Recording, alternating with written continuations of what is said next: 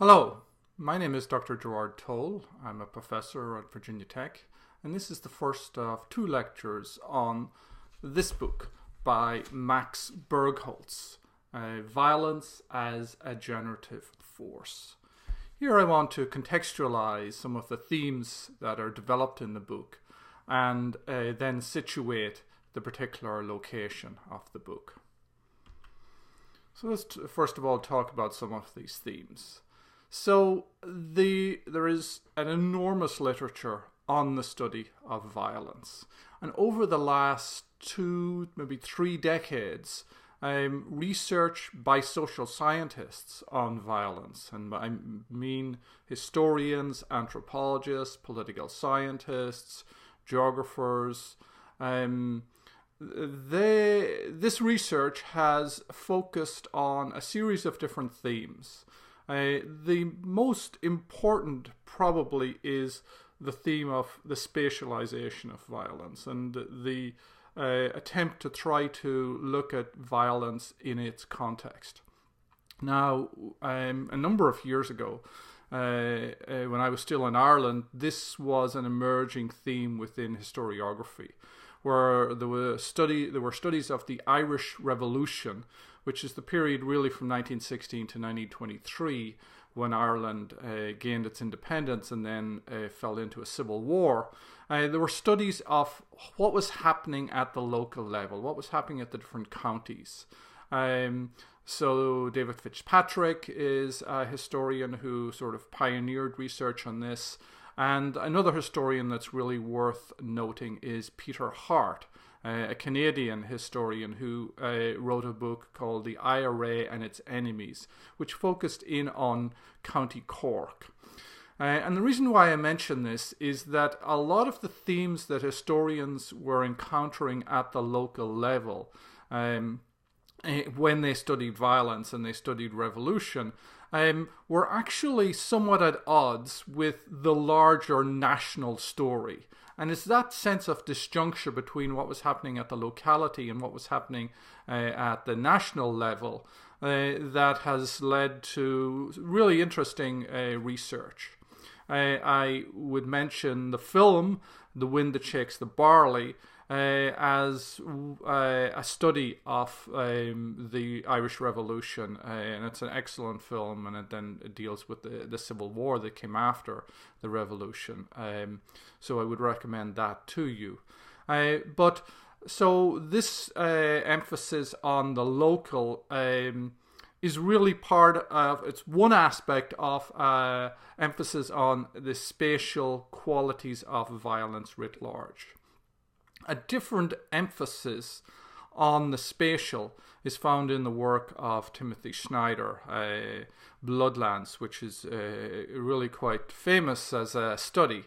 And then he subsequently wrote a book called Black Earth. Now, Bloodlands deals with the spatiality of violence too, because it deals with the lands in between two murderous empires. So there's a different form of spatiality, and so instead of dealing with the localized scale, he's looking at more interstate scale and smaller states caught between great powers. So it doesn't go all the way down to the locality necessarily. Now, a very, very famous work is the work by the Polish historian Jan T. Gross, and he has been an innovator really in this field. His most famous book is a very short book called Neighbors, which deals with one aspect of the Holocaust, the destruction of a Jewish community in a small village in Poland. And what was important about this is that the destruction was not undertaken by the Nazis or by the Nazi militia. It was undertaken by Poles themselves that turned on their own neighbors and rounded them up into a building and burnt the building. A very, very horrific story. I would recommend that you, and I will make this available, that you look at the film which has been made about this, which is called The Legacy of Żałobny, which is the name of the village. It is something that is not necessarily very well known, this story. It's very famous in Poland and very controversial. Gross was awarded various honors in Poland for his work, and then with the recent right-wing government, those awards have been rescinded. And so that in and of itself is indication of the slippage of Poland towards a more authoritarian politics and towards a more rigid, mythified ethnic politics. The story of Neighbours is one that's very embarrassing to Poland because it deals with Polish anti-Semitism, particularly at the local level. And then the last book that I would mention is Stathis Kalivas's work, The Logic of Violence in Civil War, which is a study that's a very influential political science. He's a Greek political scientist who is at Yale, and his case study is really the Greek Civil War, but he like a lot of political scientists, he generalizes the hell out of it and seeks to develop a general theory of violence in civil war. So all of those are important studies. So the themes that develop in these studies are the where of the violence, and so I sought to kind of summarize them here. So the spatial aspects, so the geographic variation in violence in revolutions and in genocides. Why is killing concentrated in certain areas and not in others? There is an observed urban bias in studies of violence and in studies of civil war and the like. Reporters are often based in urban areas, and therefore we do not know what's happening at the village level. The village is somewhat obscure and an unknown territory to social science. So there needs to be an effort to try to overcome that. And then at the interstate scale between murderous large powers, as I've mentioned with the work of Schneider, which tends to be pro-small state in its implications. But as Bergholz and others point out, this literature has certain problems with it. Then there's the why of violence. It's micro-foundations is the particular term that's used. I'm not too keen on that because it's a sort of almost it's taken from economics, and I think that we really need to talk about culture here rather than thinking in terms of economics. But nevertheless, there are certain logics, cultural logics here. And so one of the things that's very interesting is the divergence between master conflict narratives and local narratives. So what the conflict is about at a higher scale. So the clash between the Soviet Union and Nazi Germany is a clash between two visions of modernity and a sort of racist nationalism and a socialist internationalism.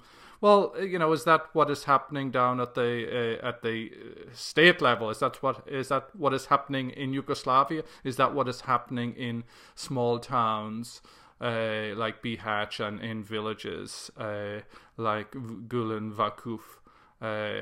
That's an important question. And often it is the case, and Gross and others, Fitzpatrick and Hart, have uncovered the role of local grudges and economic resentments and the opportunity that turmoil creates for economic betterment on the part of certain groups who had been previously marginalized. And Gross uses this term privatization of politics to describe those local motivations which are at odds with or not captured by the master conflict narrative. And then the why of violence also has to deal with linkages between scales, the degree to which they so the degree to which there is a power vertical, which when a decision is made in a particular capital, that decision is able to be carried out at the local level, or the degree to which at the local level there's a lot of freelancing going on by local officials and a lot of ad hocery. And so that's an important consideration also. The how of violence, whether it is discriminate violence or indiscriminate violence, whether it involves ritualistic humiliation and some horrific things, which are, the mutilation of bodies, a sort of desire to obliterate your enemies, to get rid of them so that there's no trace of them whatsoever, so that their relatives are not able to mourn them and not have any place to mark that, whether that is occurring or not, whether this is something that is to be seen publicly or something that is to be hidden. Then there's the why possible of the violence, and that deals with the strength or the weakness of the state, the fluidity or the solidity of legitimate authority, and situations where you have multiple authorities. You might have someone who's got a lot of cultural capital in a community, a school teacher, or a lot of symbolic capital, a priest, a policeman. And then you would have a person who has a gun, who previously was a criminal, but nevertheless has a coercive authority, and may even have a particular badge that they've been given by a new authority.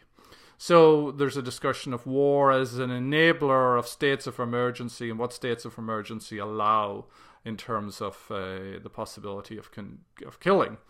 Whether the violence is uncontrolled, uncoordinated, it's incoherent, or whether it is disciplined and there is a coherent apparatus of repression with a logic and a coherence to it.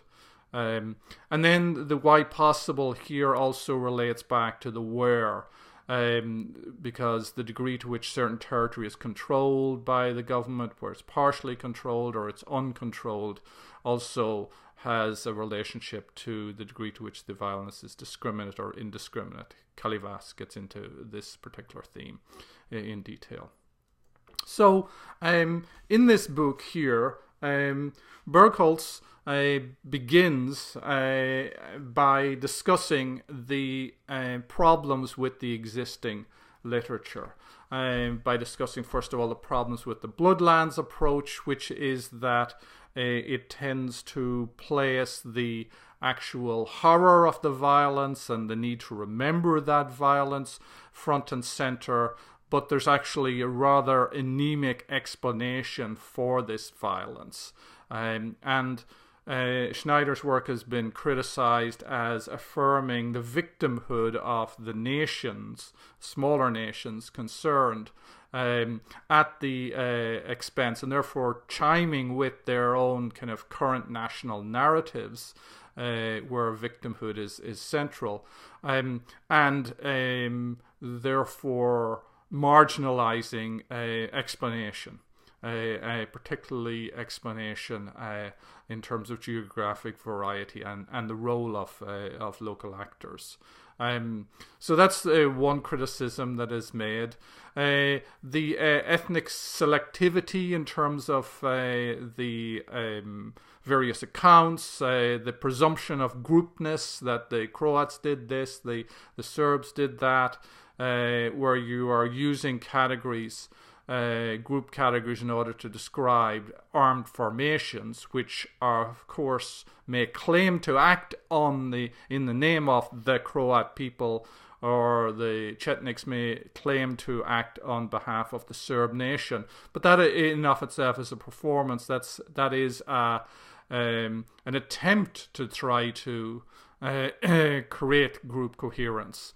And another aspect of this is, of course, intra-ethnic violence, and the ways in which these violent formations that claim groupness seek to discipline those that refuse that, refuse to think in those particular categories, or refuse to allow these armed militias to have a monopoly on the collective identity. Thirdly, there's often decontextualized discussions of killings. There's no temporality. There's no, and I'm using a phrase that it's not in his book, but a phrase that I like, which is there's no event tangle. And what I mean by that is that the ways in which one event is connected to another event, and there's a sort of a reciprocity, there's a back and forth between events, and these events are all connected by virtue of what has unfolded and who has been killed, and therefore there's a sort of people speak about the cycle of violence. Well, there's a certain tangledness of violence, and there are specific local explanations that need to be taken into consideration. The fourth point is one that I've already covered. The whole groups are seen as actors. Fifth one, that the violence, the explanation that's often given for the violence is that it emanates from their official nationalist ideology. And actual empirical research shows that that's not necessarily the case at all. That it may, in fact, come from something that has to do with something that's situational, that's very local, that is at odds with that nationalist ideology. Sixth, the urban bias. Seventh, how local communities are little known. Eighth, their tendency towards top-down explanations, that, you know, what happens at the state or regional level is seen as explanatory of what happens at the local level. And then there's always an inward focus in these literatures, because it's often national historians from the state itself that are doing this research, so there's no comparative analysis. And they are often embedded within one particular community. So there's little comparative work. And as you will see throughout his work, he refers back to research on Rwanda and other contexts to try to provide that comparative analysis. So that's the general literature within which we can situate this particular study. Now, as you will see from the subtitle, Identity, Nationalism, Memory in a Balkan Community. And that Balkan community is a village on the border between current Bosnia and Croatia. Now, Bosnia as a particular place was part of the Ottoman Empire for hundreds of years. It was its own sanjak. So from the 17th to the 19th century, so the dominant powers were Muslims, Muslim landlords, Muslim merchants, and the peasantry, by and large, tended to be Christian. Catholic Croats, Catholics who later became Croats, and then Orthodox who later became Serbs. One of the things to note about Bosnia is that the Ottoman Empire, in order to shore up its defenses against the Austro-Hungarian Empire, sponsored a number of Orthodox Christians, so non-Catholic Christians, to settle on its frontier with the Austrian Empire. And that area became known as the frontier, or Krajina. And as a consequence of that, the legacy of that kind of sponsored settlement program is that the Krajina areas were areas where you had large concentrations of Serb populations in the 19th and 20th century. And that's an important localized geographic fact that shaped conflict in 1941 and also in 1990 to 95. So the story of the 19th century is the story of the so-called sick man of Europe, the Ottoman Empire, and its gradual retreat from the Balkans and the expansion of the Austro-Hungarian Empire, in which it occupied Bosnia first in 1878 and then undertook annexation of it in 1908. And so then Bosnia becomes part of the Austro-Hungarian Empire, along with Croatia, this Croatia-Slavonia area, as you can see from this particular map. Well, and then he has a discussion of Gulen Vakuf as a particular village within the Austro-Hungarian Empire, and its particular situatedness. Then after World War one had the creation of the South Slav state, Yugoslavia, which was created in a hurry, and it forged together two dominant, separate, distinctive national groups, the Serbs and the Croats, and then also Slovenes that were less numerous, but all very very distinctive. And rather than giving each a particular territory, the ideology of Yugoslavism assumed that these were simply three tribes of one nation. That particular ideology was one which was an elite one, sponsored by people who were Serbian, Croatian, and otherwise, but it was not one that held power at the local level, because at the local level people tended to identify in terms of religion, and then that became an antagonistic, distinctive nationhood, sense of nationhood. Yugoslavia, the first Yugoslavia, had an unhappy life. A lot of tension between Croatia and Serbia. Initially began as a democracy with a king, but because of the tremendous tension between Croatia and Serbia, and because of a murder of the king, you had the development of a royal dictatorship from 1921 onwards in response to the murder of the then serving king. So from 10 years from 1929 to 1939, it was a royal dictatorship based in Belgrade, and it became more of a Serbian-centered kingdom.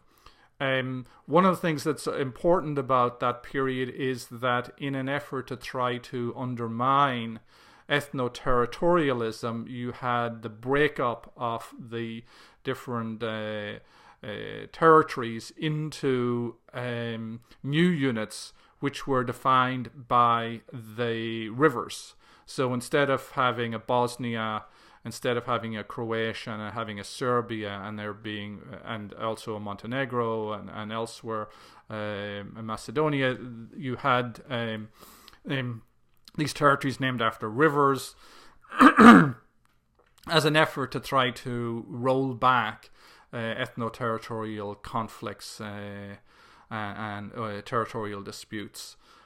So Bosnia was abolished. And you had Bihać be part of the Verbas Banat, and so you have a discussion of that in his book, also in a situatedness of the Gulen Vakuf area in this Verbas region. Then you had the outbreak of World War II.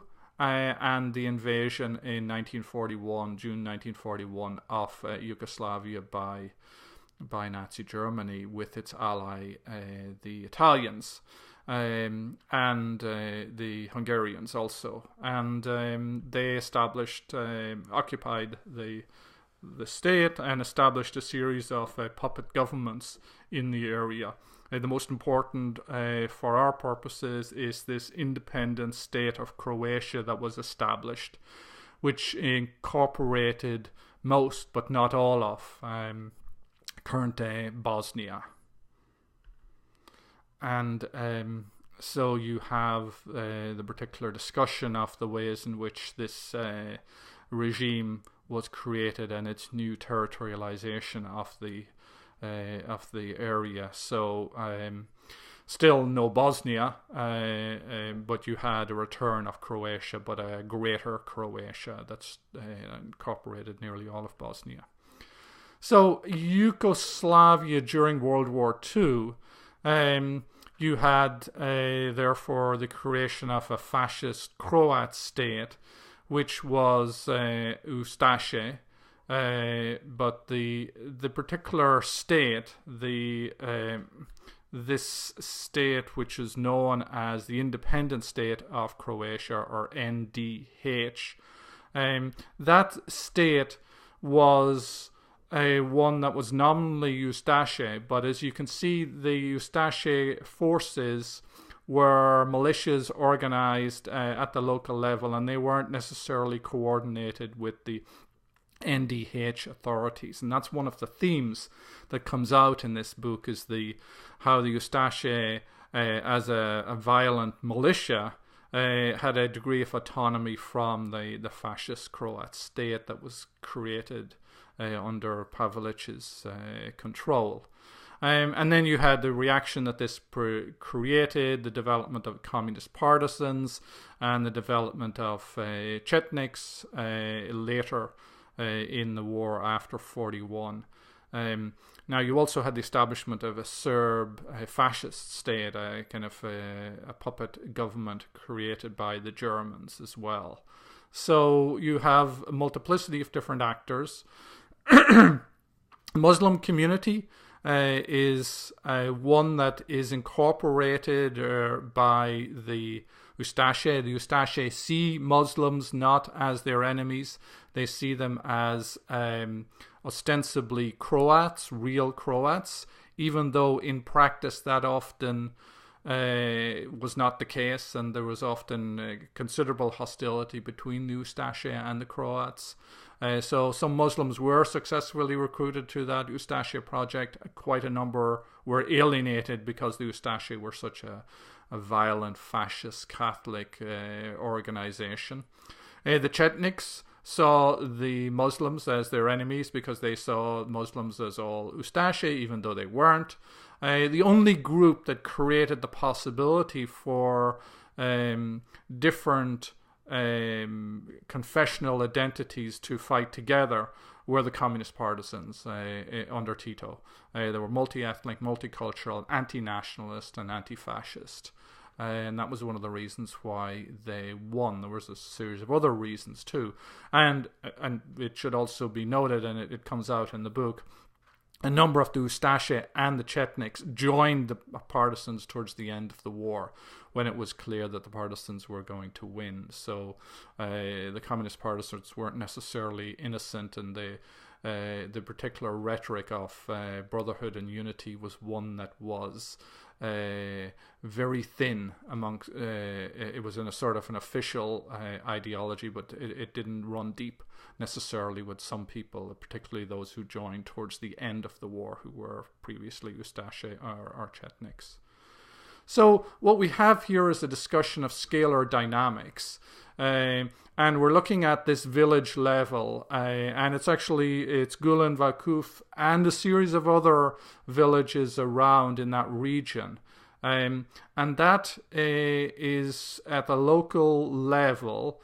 But then you have northwest Bosnia, Bihać, then you have Zagreb, where the NDH is located. Then you have sort of former Yugoslavia, and the idea of Yugoslavia still being very, very powerful. And then you have a continental war going on at the same time, and a worldwide war. And the particular master narratives at each one of these levels may be quite distinctive. But one of the things to keep in mind is that what happens at the village level does have impacts at the upper levels. So it's not a case of power necessarily residing at a higher scale. That there is a kind of a relationship between scales here, and the scalar dynamics are not necessarily top down here. So that is an introduction to this book. In the next lecture, I'm going to discuss some of the themes that he develops in his analysis.